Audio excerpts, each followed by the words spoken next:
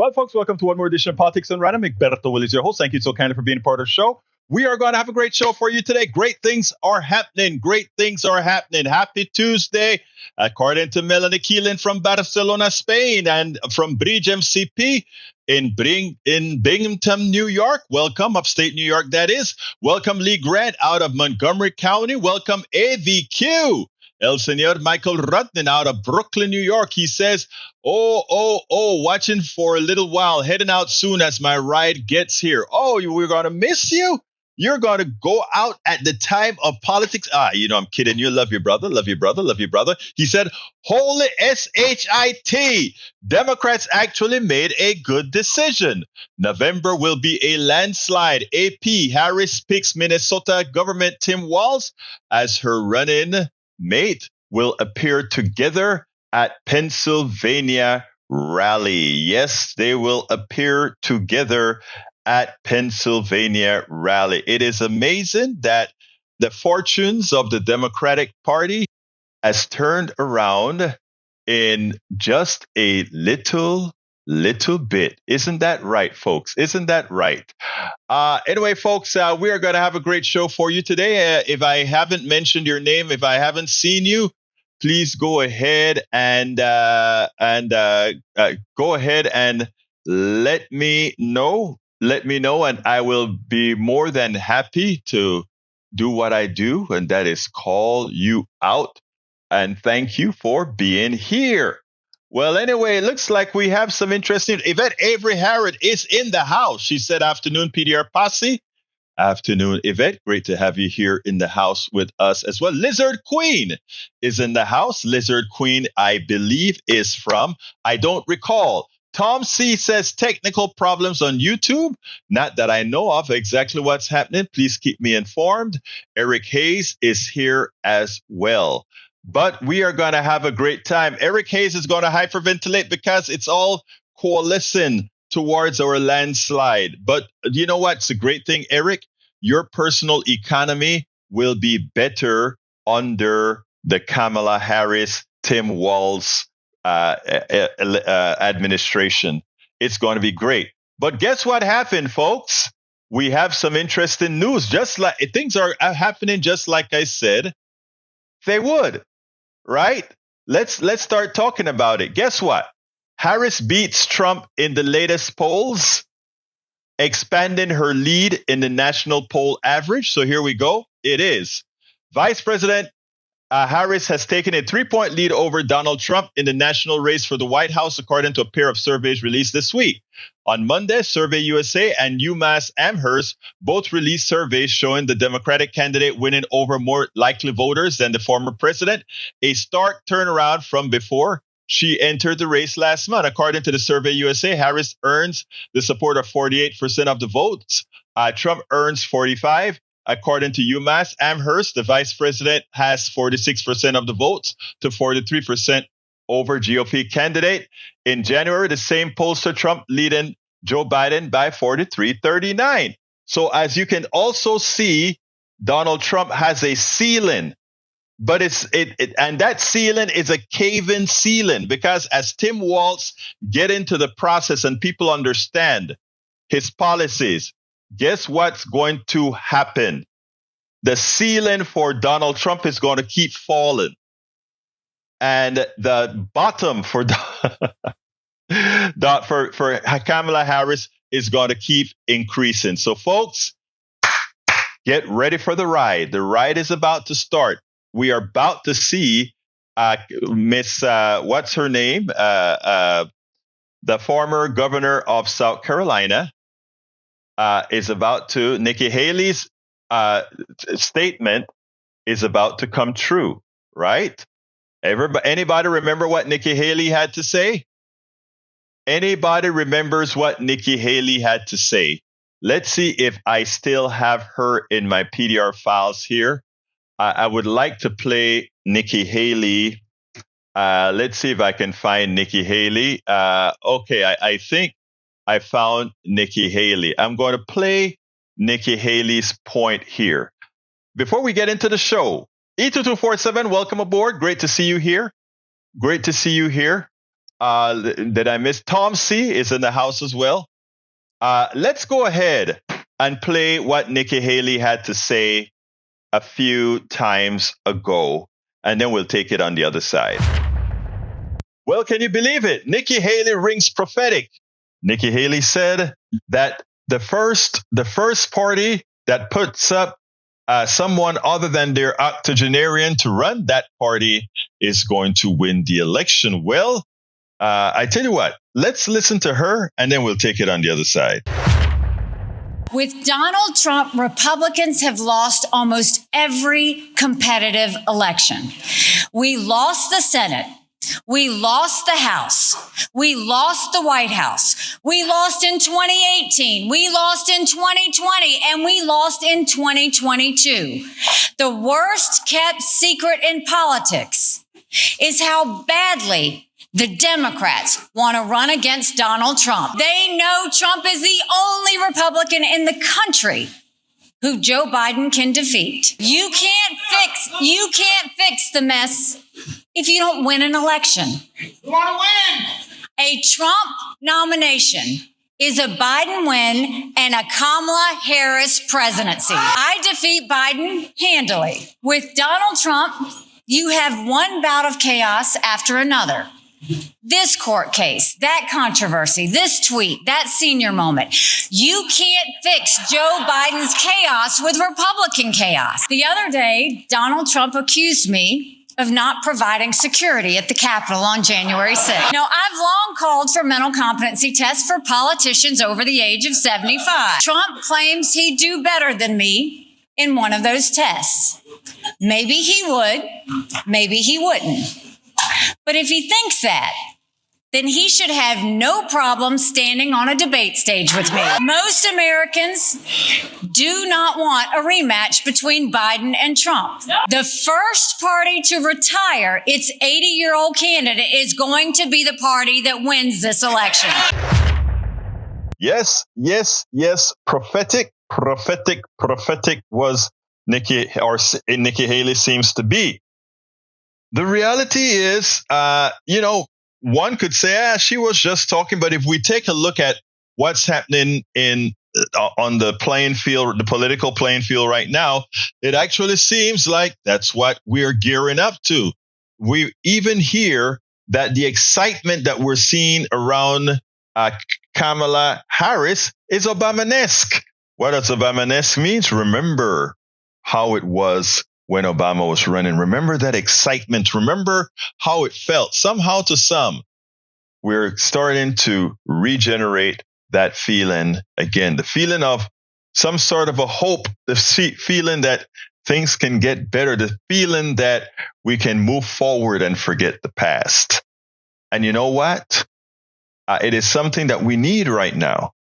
It's something that we can finally eliminate once and for all, the clear and present danger that is former President Donald Trump and the MAGA movement. Because if the landslide occur as I'm predicting in November, it would have proven to the Republican Party that MAGA and Donald Trump are both a clear and present danger, and it'll give them the impetus to have the purge that's necessary so that America can come back again and have a conservative, viable party, one that is not based on hate and rhetoric, but one that is really based on having the discussions as far as what's best for America. Absolutely so. Absolutely. So Nikki Haley nailed it. She was prophetic. And you know what? Let's go a little further here.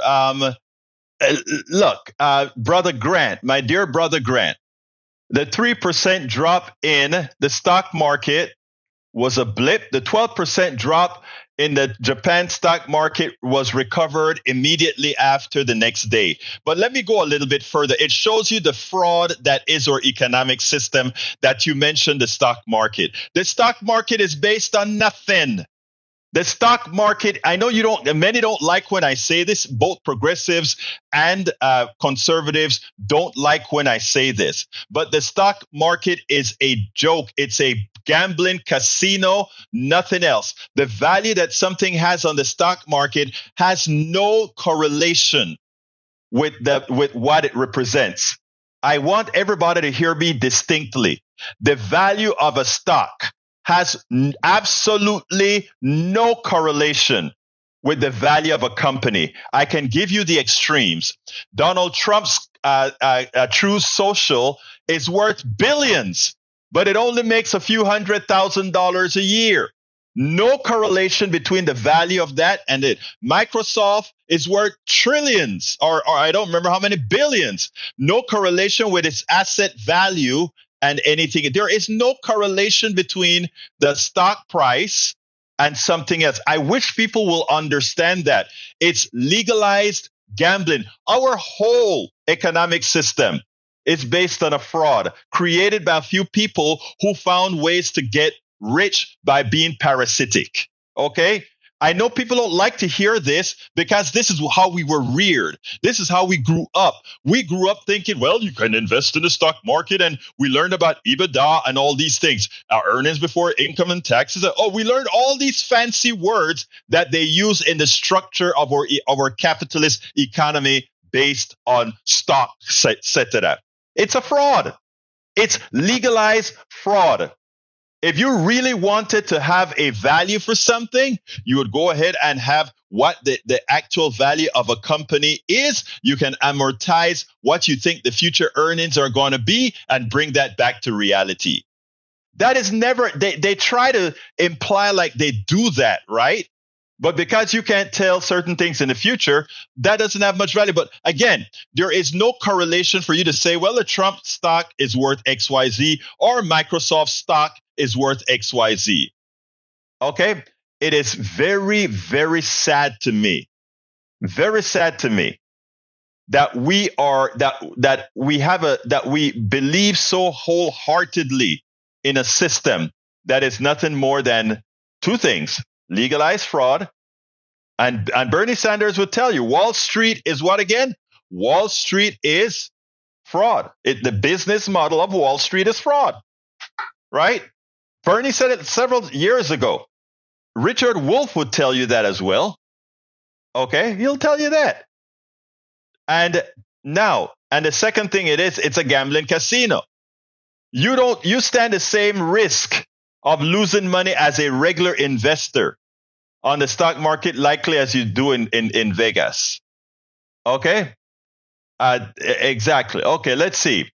Lee Grant, I posted that. Let's see what Lee, not what she said. Congress could disqualify Donald Trump if the ex-president wins the keys to the White House, a top Democrat has claimed. Democrat Representative Jamie Raskin claimed the 14th Amendment included provisions to halt Trump's march on the Oval Office by adopting Civil War provisions. In unearthed footage first released in February, Raskin said, and the greatest example going on right now before our eyes in Section 3 of the 14th Amendment, which says they're just disappearing with a magic wand as if he doesn't exist, even though it could not be clearer what it stated. And so they want to kick it to Congress. So it's going to be up to us on January 6, 2025 to tell the rampaging Trump mobs that he's disqualified. Yep. I mean, it's amazing how they like to cut things down and not give you the full wording, right?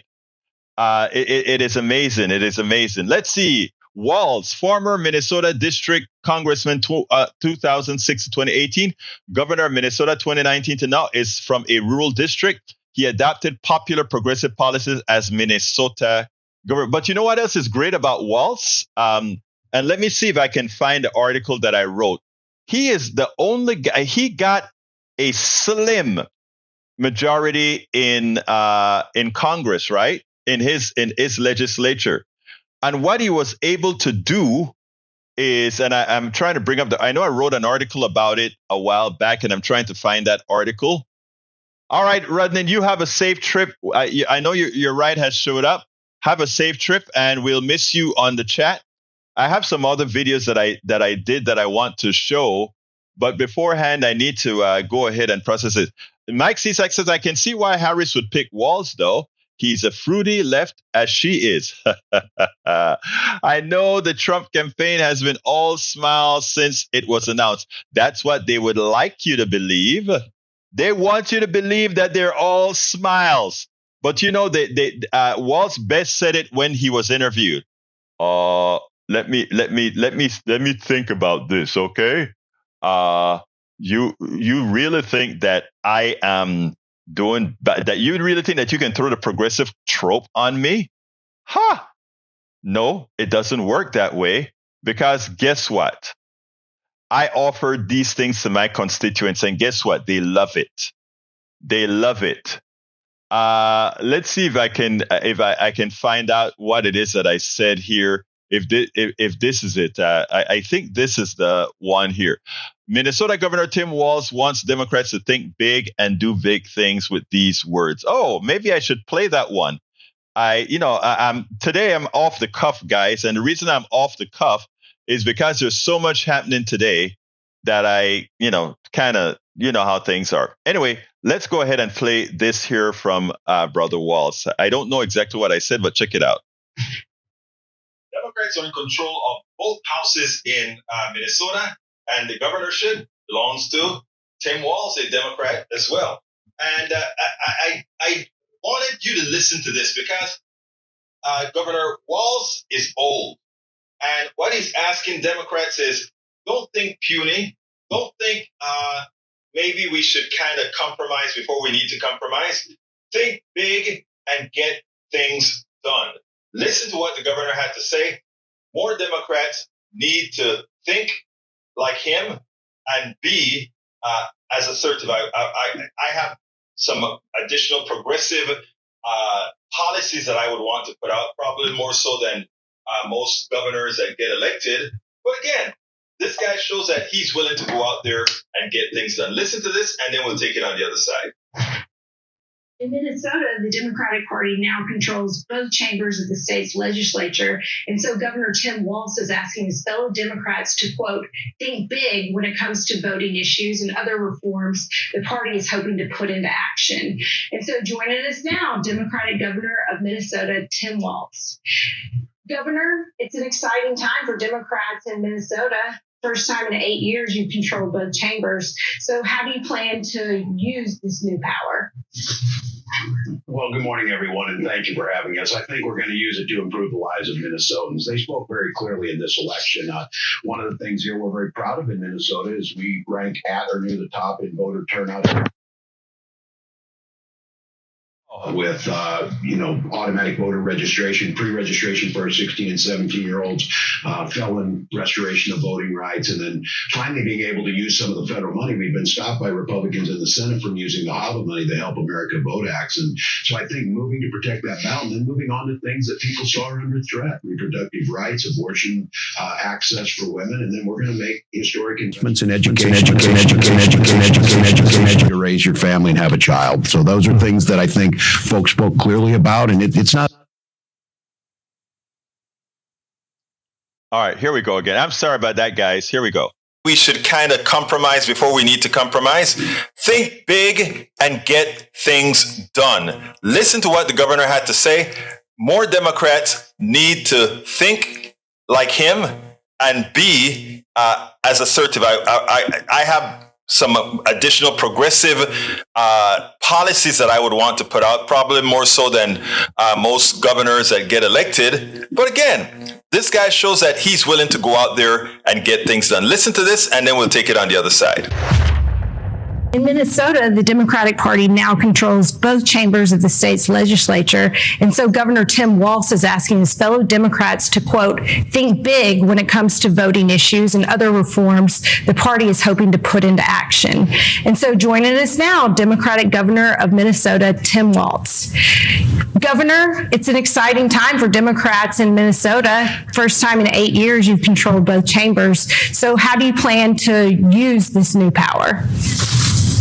Well, good morning, everyone, and thank you for having us. I think we're going to use it to improve the lives of Minnesotans. They spoke very clearly in this election.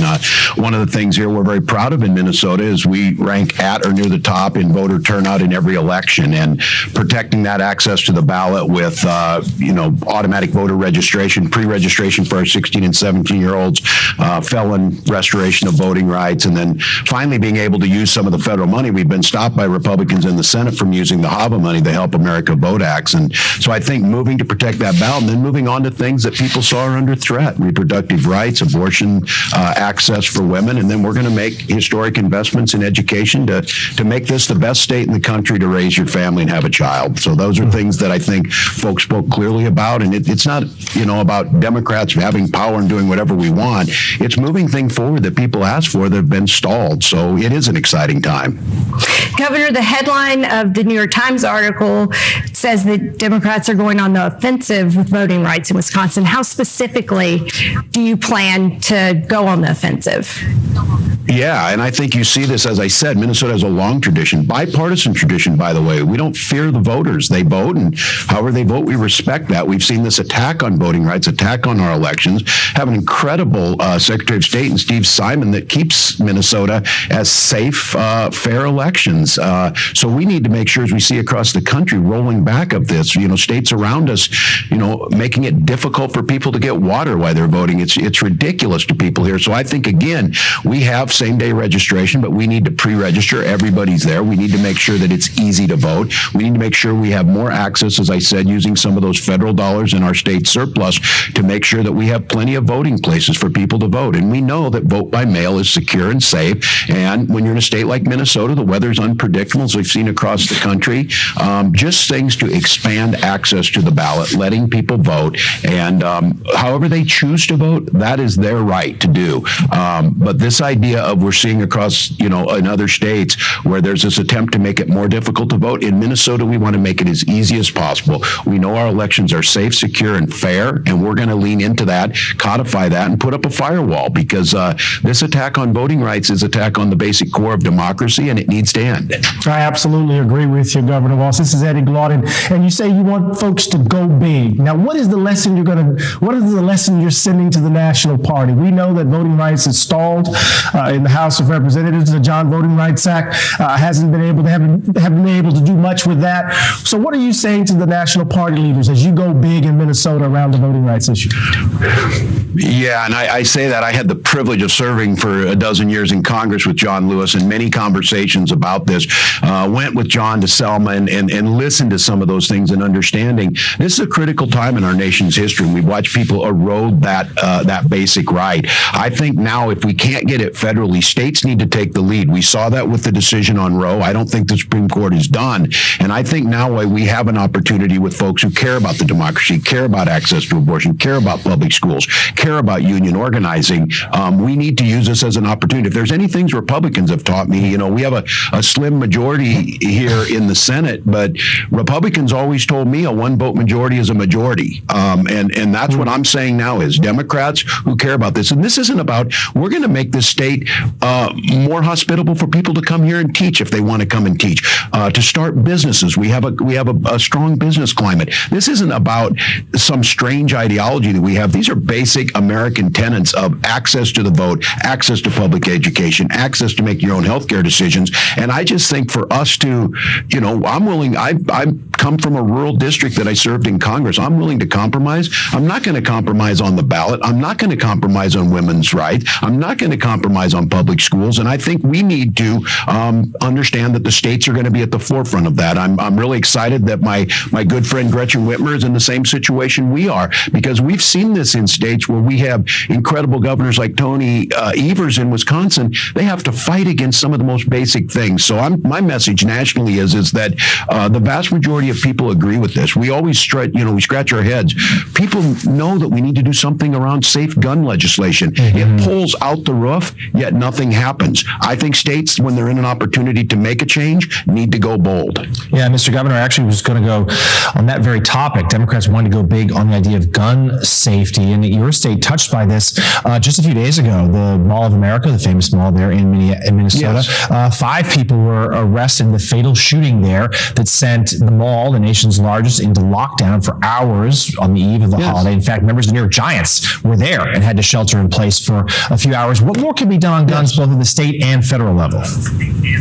Yeah, I was in the very store yesterday with my two children, 21 and 16, and they're talking about it, how outrageous it is. Look, I served 24 years in the military. I have fired these weapons. I know when there's a place for them, and it's the battlefield. I'm also a lifelong hunter. I'm a pheasant hunter. It's my thing. I grew up doing it. It's cultural, and it's all of that. The common sense things that we're talking about, whether it is making sure that we're doing good background checks, making sure that we have red flag laws, those things don't impede your lawful right to own firearms, but there are too many guns on the street. When we have 18 and 17-year-olds with illegal firearms on the streets, strengthening penalties around star purchasers, we need to recognize these types of things don't happen in the same numbers they do elsewhere, and people have the freedoms to do things in other countries. We need to get this fixed. And again, I come from a rural area. I come from a culture, as I said, of hunting and serving in the military. There is absolutely no argument to be made that you need these weapons of war and that there shouldn't be restrictions against them. Again, we make it difficult for an 18-year-old to register to vote, but they can buy an AR with no background check in some cases. It's ridiculous. So I agree with you. Minnesota's we're not immune to this. It shakes us. We, again, are traditionally a very safe state, but we've seen a rise in violence, especially gun violence. And again, we're going to put money into the things that stop this from happening. But I get, it's irritating to me when I hear Republicans say, well, it's a mental health issue or something like that. We have a lot of issues dealing with mental health, but many of those people are not violent. It's a gun problem, and we need to figure that out. Good for you, Tim Walz. I think it's important for us to understand that people respect strength. People respect those who are actually doing something that they feel is moving the country in the right direction, things that are positive for society as a whole. Great job. We spend a lot. Absolutely great job. Absolutely great job. I played that. Hey, thank you for that, Bridge MCP. For those who want to know what sensible policy look like, in other words, Donald Trump has no policy. If you doubt me, I'll show you what Stuart Stephen had to say in a little bit. Another Republican. We got a lot of Republicans voting for Kamala. But here it is that let's go ahead and put that on the screen now for Kamala. Kamala Harris has policies. There we go. It's all set up and ready to go. Anything that you want to know, you can go there. Whether the first woman governor of Minnesota is going to be a Native American, that's going to be a double whammy. Will the right wing go crazy? Of course they will. Of course they will. But you know what? We will continue to try to nurture them into honesty, into morality. I'm talking about those who need it, of course. That's going to be so difficult for them to understand. And Breach, don't bother trying to answer the felon questions that these guys are talking about, because you have to remember, Eric Hayes, our brother Eric Hayes, our brother Mike Cisak, our brother, who else? I know this is mostly guys, right? Our brother, who else is in the House? Lee Grant. They are voting for a convicted felon who can't vote. The people that Walz and others want or said after they paid their price to society, they regained their rights to vote. Well, Donald Trump hasn't yet paid his price to society for his felony, for his 34 felonies. So that felon, Donald Trump, can't vote for himself. But we have people in this chat that have no problem voting for that felon. But anyhow, let's listen to what the Lincoln Project Stuart Stevens had to say. Okay, let's go ahead and listen to this. Oh no, Lee Grant is my brother. He's my good buddy. Okay, but check it out. Tim Walz, it is. Kamala made the right choice as choosing the Minnesota governor as her running mate. I don't think she could have done any better given her choices, which were great choices. But again, This was a unifying choice. This was a choice that brought a progressive who knew how to cater a message that most Americans say that they want, because do remember that most Americans are progressive, even if they don't call themselves that, because, again, of the policies that they want. But they asked on a panelist here on MSNBC, Stuart, tell us, Stuart, how does Republicans fight back against this? Can they just say liberal, liberal, liberal to try to fool or scare people? And he came out with the best answer, because he proved, well, I tell you what, listen to this, and then we'll take it on the other side. So we know the full ticket, right? Let's say you're sitting in the Trump war room.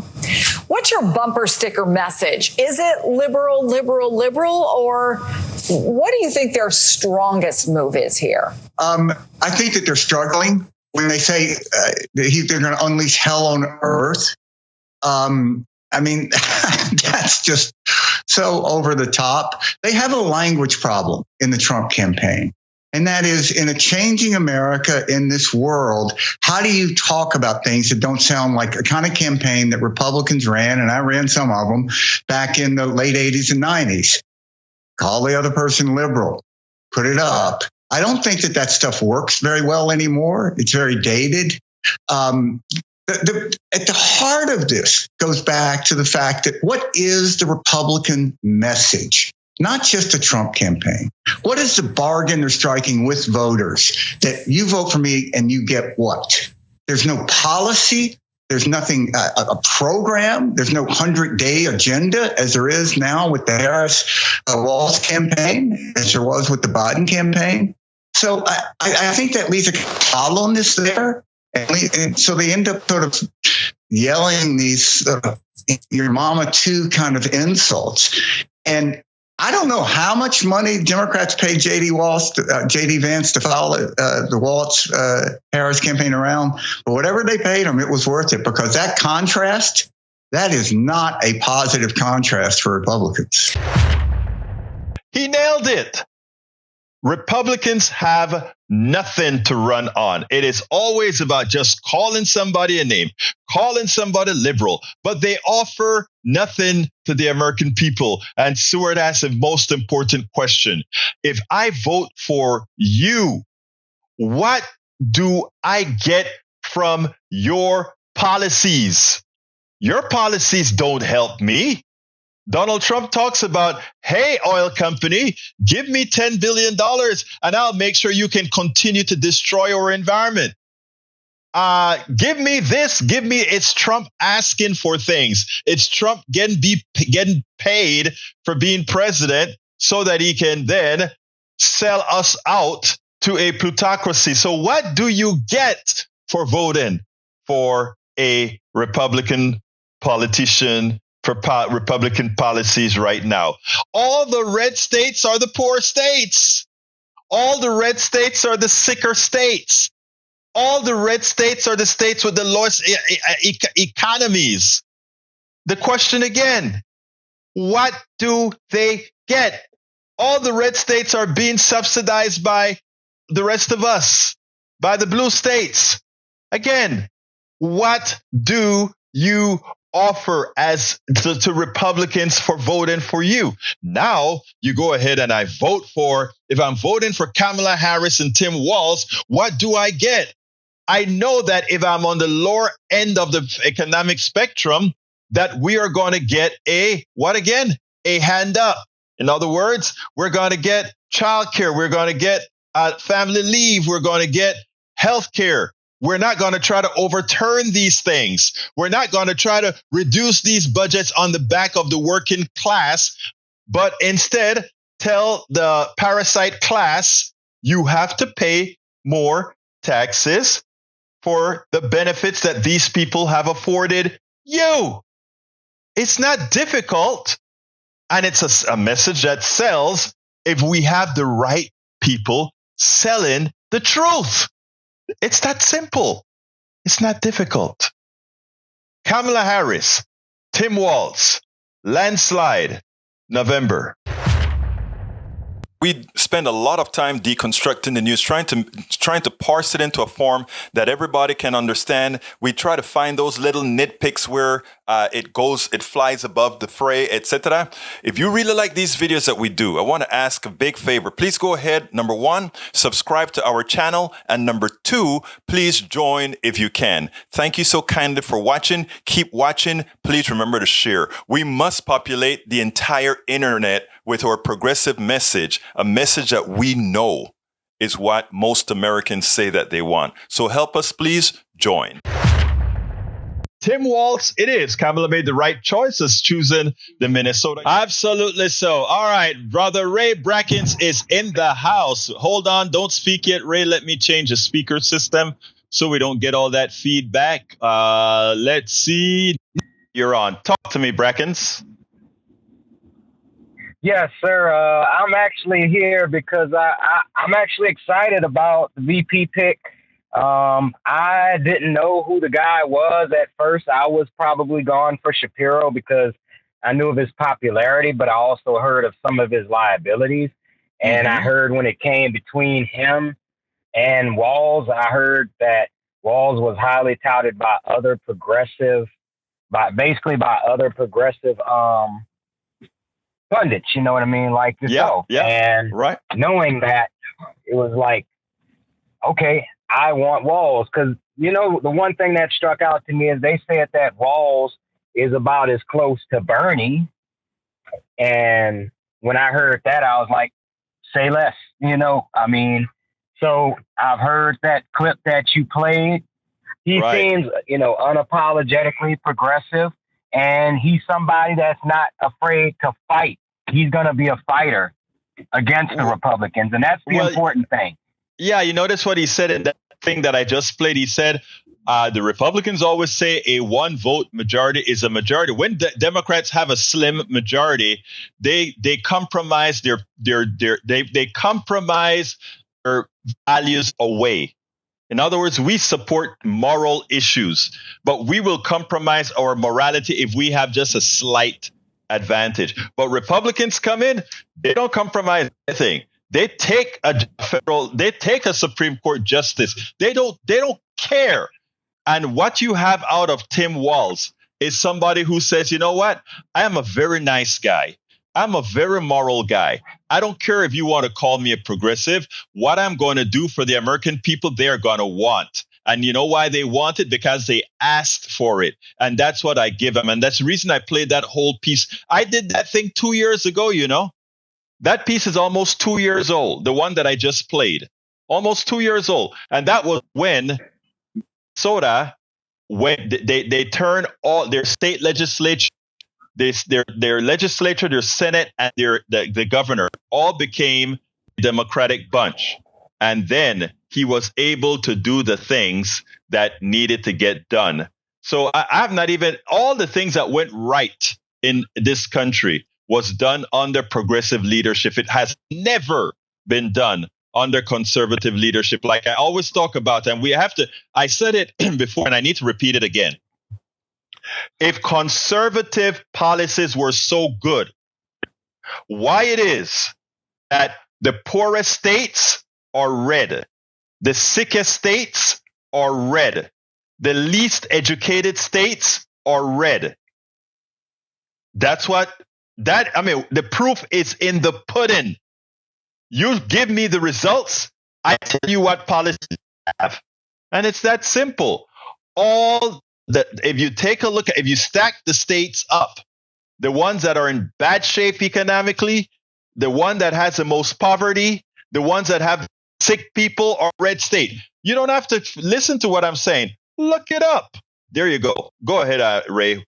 Close her out for me. Yeah. Well, I just got a chance to watch the Kamala Harris rally, and just hearing her talk, hearing her confidence, you know, it makes me think about one thing. It's like she called him out, and that's something he's not used to. And I know he's crapping his pants because, you know what? He's been talking all of that. I'm the law and order candidate for a long time, but now you have to go against a real law and order candidate right across from you. And if you don't show up, you're going to look like a weak little female dog, if you know what I mean. And if you do show up, she's going to call you out, even make you look even worse. And you still going to look like a whiny little female dog. So either way it goes, you either going to, stand back and pretend like she's not worthy of your battle of wits, or you could take your beating like a man. And that's how I got to say that. That's all I got to say about that, Egberto. Did you give a speech already? Great. I saw she did. Oh, she did a speech in Atlanta. I saw that one in Atlanta. Oh yeah, the one in Atlanta was great, and she also did one here in Houston. Where she did a great job here in Houston. So I mean, what can I say? It is amazing, but it's got to be great. I kept on saying a landslide. People don't want to believe it's going to be a landslide yet, but I think people are starting to come to the realization that that's just where we're heading. Anyway, Ray, thank you so much for calling in, my brother. Hey, bro, listening to you, it's within the realm of possible. I'll keep All right, on take care, bud. Peace out. All right, folks. The only thing that stops us from getting a landslide is if the Democrats fall into the trap that Republicans are about to set up, and that is the fear going out there and telling Americans all the great things they're going to do for them. That's the only thing that stops a landslide. That Democrats fall into the trap of fearing, going out there and saying, we are going to establish the right type of policy that will make your life whole. That's the only thing that stops a landslide. And my contention right now is I hope that, given that who we have now is Tim Walz. Tim Walz know very well. Tim Walz has been a good steward of good policies. Anyway, folks, I got one more video to play for you, and this one is from this one is sort of what we have to be prepared for. And then I'll read Bridges, conservative versus liberal after this. But this is what we have to be prepared for from the mainstream media, including the media we like to call liberal. Let's check it out, and then we'll take it on the other side. Let me go here and let me play this here for you, and then we'll take it on the other side.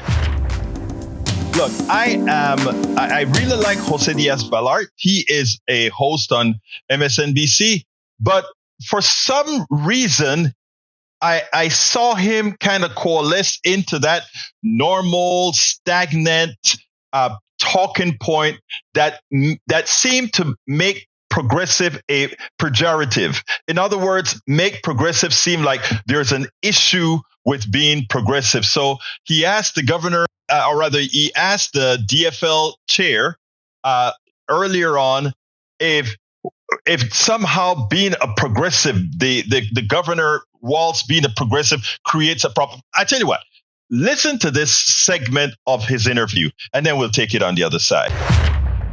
How progressive of a leader has he been, and how effective has he been as a progressive governor? Well, look, I mean, you can try to put any label you want on the governor. The reality is he's passed legislation that's made a difference in people's lives. He brought down child care costs. He passed a bill to make preschool meals, the largest paid family and medical leave act in the nation, the largest child tax credit in the nation.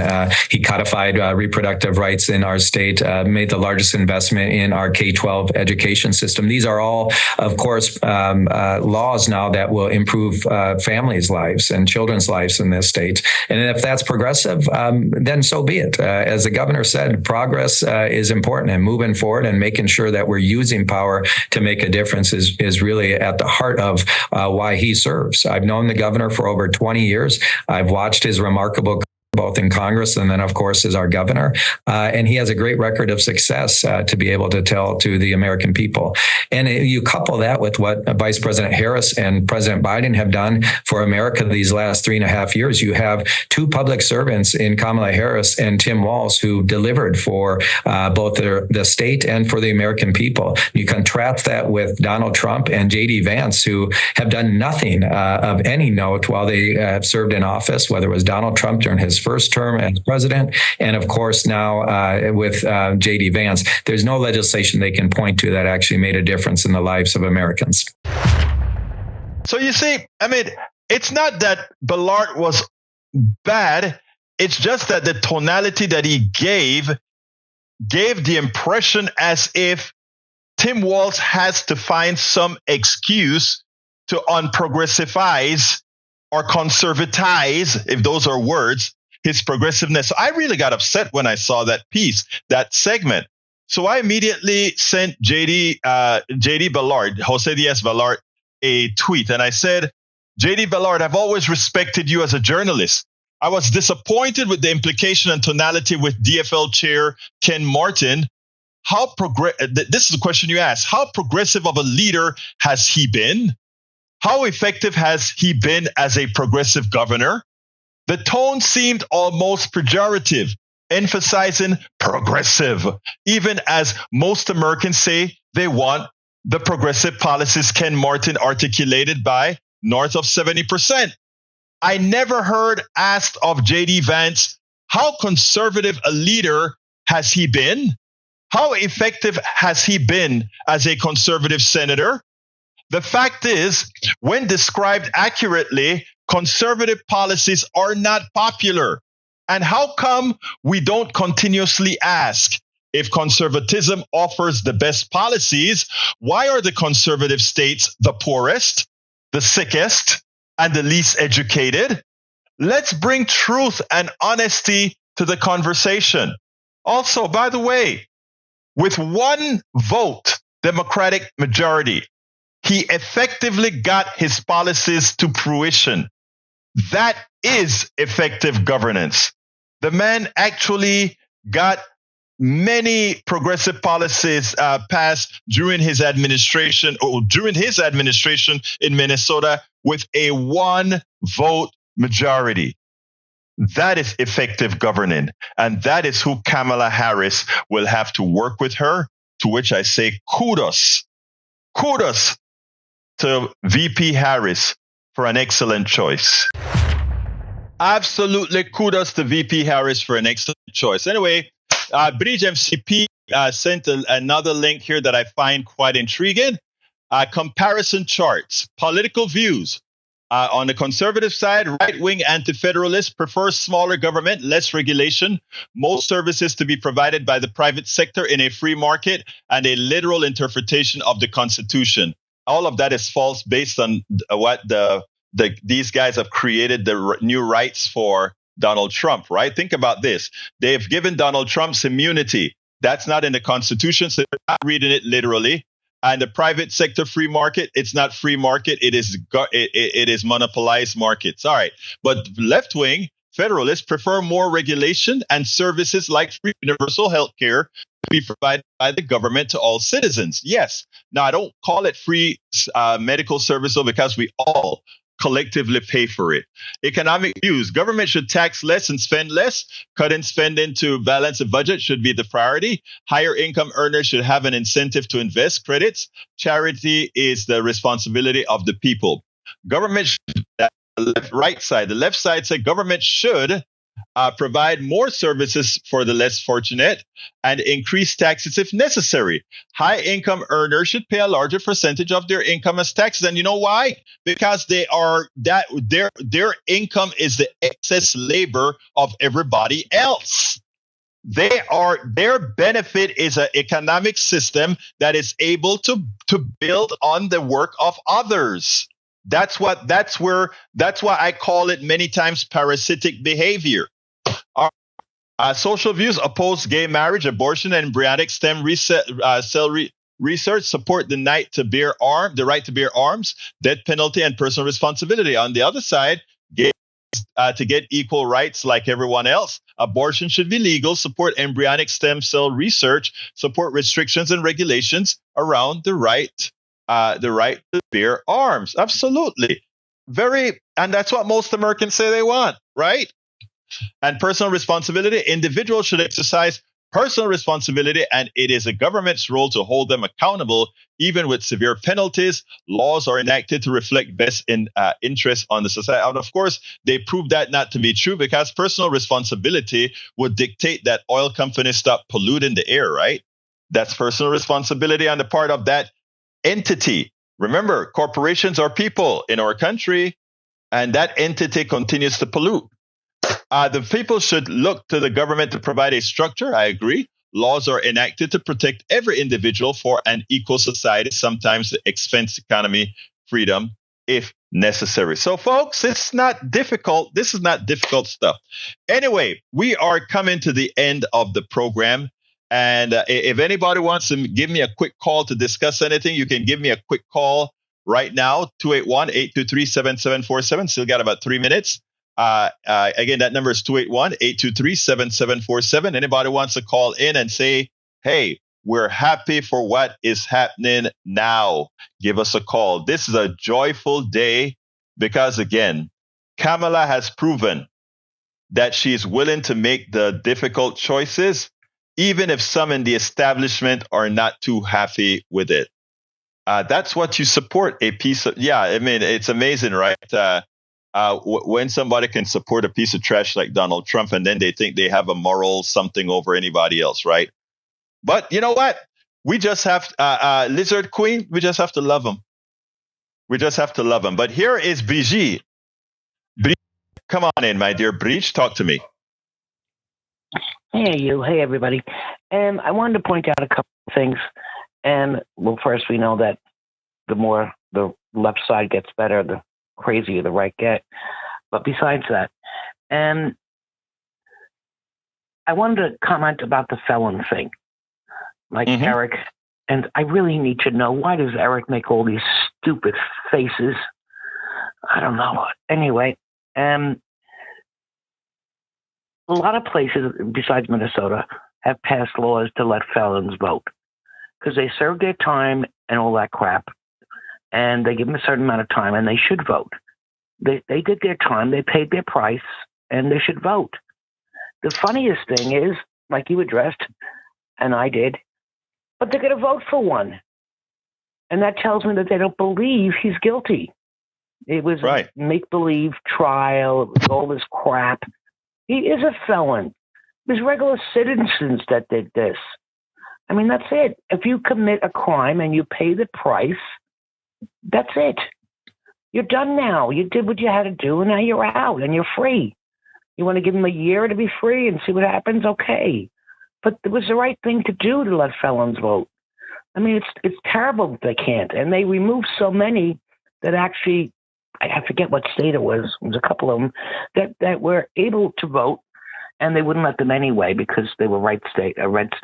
That was Florida. Florida, the people, look, Florida, listen, Bridge, the people voted overwhelmingly to make felons who paid their price to society vote. And you know what technicality that those crooks use? Oh, if you haven't paid your fine, you can't vote. Donald Trump is a felon. And I bet they don't care if he votes. And in fact, they're voting for a felon for the presidency. Think about it. Think about it. They know this guy raped women.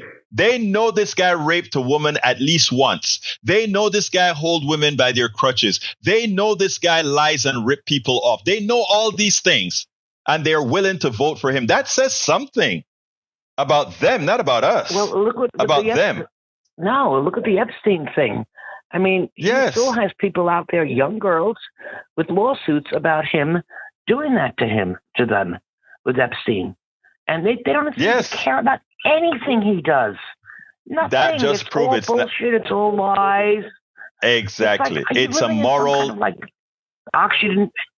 Yeah, they have no morals, and then they keep projecting. That's my point. We're exactly. Look, let me tell you. That's the thing, right? They can't see it because they are so tunnel vision into what they believe. But the rest of the world sees it. If we were to elect Donald Trump again, right? Well, we never elected him in the first place. The Electoral College did. But if the people were to come and elect Donald Trump, the rest of the world would really say, well, we have officially lost it. And we wouldn't only lose our station in the world, but we'll lose a lot more, because no longer would we be taken seriously. Kamala is taken very seriously already from people overseas. So, I mean, the thing about it is I got to go, Bridge, but you know what, my dear, beautiful lady, it's good times. We're going to win, and we are going to win big. And then look, for people who are saying these things, disregard them. I mean, you notice I love Eric, but I ignore Eric today because he was unhinged. He was completely unhinged because he's about to lose big. He's unhinged. I still love him. I'm going to give him a hug the next time I see him. But he's unhinged. No, I wouldn't. Because, again, they're going to lose, and they're not only going to lose the presidency. Nikki Haley told them they're going to lose everything. But anyway, please, thank you for calling in, my dear, beautiful sister. But just one more thing. Remind the people on YouTube, like Lizard Queen, whatever you're saying to people on Facebook, they don't see it. So just let them know that. I keep telling them that, but they don't know that. But anyway, please. You thank you very much. You just told them. Anyway, folks, please support the program however you can. Please support the program however you can. And how can you do that? You can do that by going to politicsdoneright.com/support. That is our all-encompassing way to support the Politics Done Right. Go to politicsdoneright.com/support. Now, I'd love for you all who have the wherewithal to become paid subscribers of our newsletter. And we have a lot of stuff come out of our newsletter, and you get to read all of my books, both current and future books, for free. politicsdoneright.com/newsletter. If you subscribe to my newsletter, you can read all my books online. Of course, as well, if you want to get hard copies of my book or Kindle versions of my books, go to politicsdoneright.com/books. Just to let you guys see a little quickie of it. These are all our books. As I see it, Class Warfare, The Only Resort to Right-Wing Doom. Tribulations of an Afro-Latino Caribbean Man. How to Make America Utopia. As well as It's Worth It, How to Talk to Your Right-Wing Relative Friends and Neighbors. And of course, I'm reading this book again because I had to lose 15 pounds and I'm down 10 already. I'll lose weight and be fit now. And the reason I wrote that book is for myself. I wrote it while I was on a ship, while I was on a cruise, to make sure that I followed all the rules. So anyway, please support the program however you can. politicsdoneright.com/books is how you can get any one of my books, politicsdoneright.com/books. And of course, if you subscribe to my newsletter, politicsdoneright.com/newsletter, I ask you to be a paid subscriber so that we can continue to move forward. Anyway, got to get out of here. My name is Egberto Willies. This is Politics Done Right, and you guys know how I end this baby. But before I end it, love you all. How I end this baby? I am what? Out. We spend a lot of time deconstructing the news, trying to parse it into a form that everybody can understand. We try to find those little nitpicks where it flies above the fray, etc. If you really like these videos that we do, I want to ask a big favor. Please go ahead. Number 1, subscribe to our channel. And number 2, please join if you can. Thank you so kindly for watching. Keep watching. Please remember to share. We must populate the entire internet with our progressive message, a message that we know is what most Americans say that they want. So help us, please join.